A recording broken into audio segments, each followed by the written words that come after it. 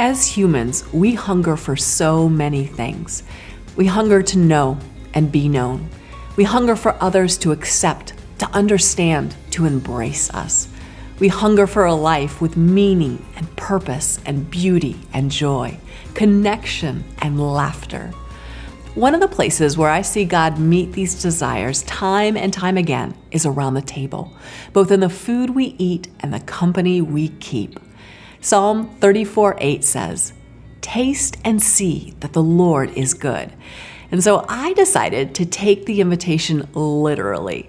I embarked on a spiritual adventure, descending 420 feet into a salt mine in Utah, traveling to a remote island in Croatia to harvest olives, visiting the Central Valley in California to spend time with one of the world's premier fig farmers, and baking matzo in under 18 minutes with an expert in ancient grains at Yale University. I asked each person one simple question: how do you read these scriptures in light of what you do every day?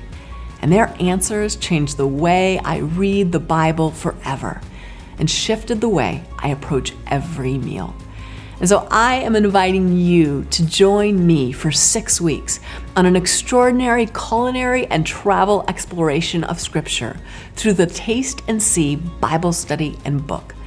Not only are we going to try fun recipes, but this study will teach you to experience deeper connections around the table, to recognize the rich harvest being brought forth in you, to discover the life-giving power of the simplest ingredients, to learn how you were uniquely created to help others flourish, to know the one thing God has planted in every struggle to carry you through, and how to unlock the satisfying, fruitful life you've been created for.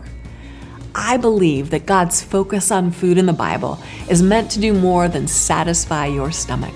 It's meant to heal your soul and draw you closer to Christ. Let's taste and see God's goodness together.